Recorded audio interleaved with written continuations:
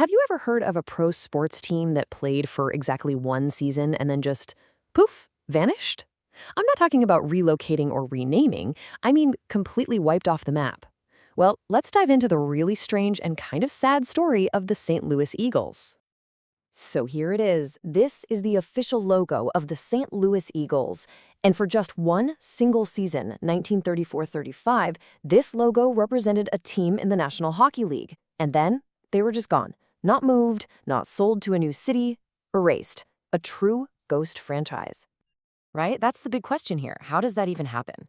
You've got professional players, an arena, a spot in the top league in North America, and then you just cease to exist?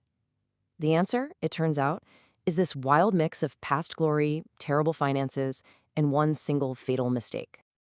To really understand how the Eagles died, we have to go back to the beginning. Because you see, the Eagles weren't a brand new expansion team. No, they were actually a legendary franchise that had been forced to move.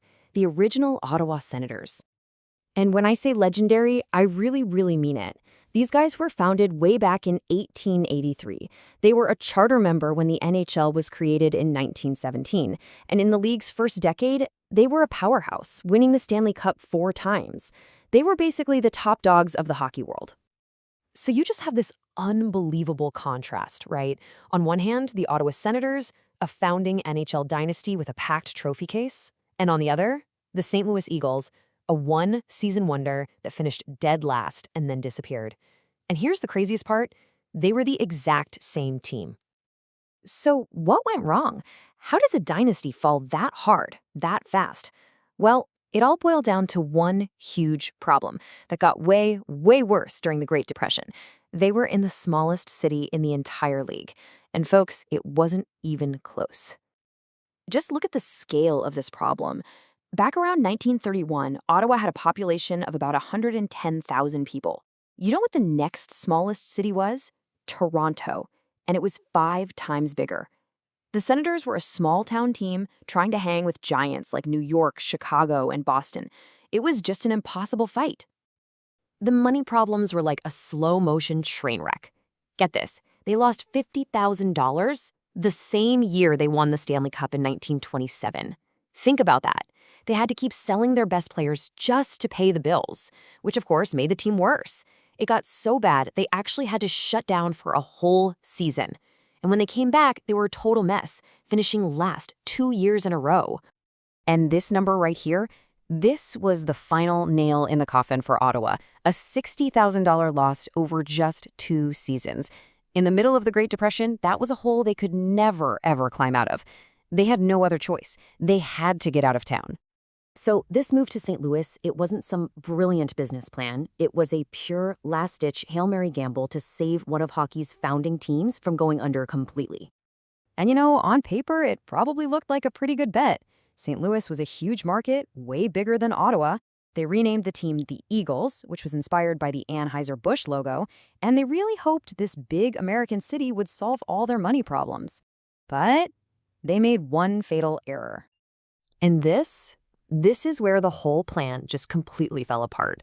For scheduling reasons, the NHL kept the new St. Louis team in the Canadian division. So instead of making these short, cheap trips to nearby cities like Chicago, the Eagles were stuck with these incredibly long and expensive train rides all the way to Toronto and Montreal. They had literally just traded one huge financial problem for an even worse one. And so the 1934-35 season kicked off with the team pretty much doomed from the start. What came next was a complete and total collapse, both on the ice and on the balance sheet. Oh, it was a catastrophe right out of the gate. They won their second game and then immediately lost the next 8 in a row. Their coach quit in disgust only 13 games into the season. The travel costs were so insane that by February, they had to sell their captain and best player, Sid Howe, just to get enough money to finish the season. Yeah, selling your captain in the middle of a season is pretty much the ultimate white flag of surrender. And that's exactly what they did with Sid Howe. They got a cool $50,000 for him from Detroit, but it was like putting a Band-Aid on a gaping wound. The team was broken, the fans in St. Louis knew it, and people just stopped showing up. And this table says it all. Stone cold last.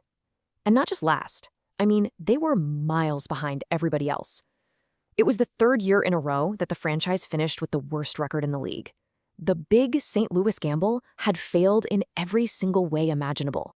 So at the end of the year, the owners had lost a staggering $70,000 in just one season, way more than they were losing back in Ottawa. The team was flat broke, the players were beaten down, and the end was coming fast. The final steps were just swift and brutal. The owners went to the league and begged them, please just let us go dormant for a year, like we did in Ottawa. But this time, the NHL said, nope. They put the team up for sale, but of course, nobody wanted to buy a franchise that was losing that much money. So the league itself bought the whole franchise for $40 grand. And instead of finding a new owner, they just shut it down. The players were all sent to other teams, and just like that, the St. Louis Eagles were no more.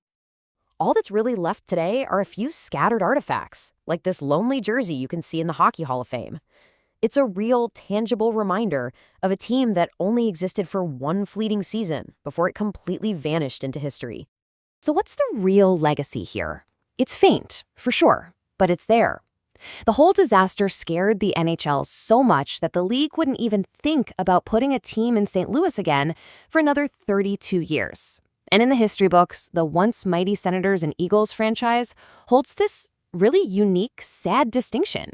They are one of only two teams to ever win a Stanley Cup and then, eventually, fold completely. A dynasty just erased. You know, the fleeting nature of this whole story is just perfectly captured in this photo. This was their home, the St. Louis Arena. It stood for decades after they were gone. But just like the team that played there for that one brief, weird season, it's also gone now, demolished back in 1999. A ghost franchise that played in a ghost arena. The story of the St. Louis Eagles is just a perfect reminder of how fast things can change and how even champions can just disappear. It really makes you wonder, right? What other forgotten teams and incredible stories are just hiding out there in the footnotes of sports history?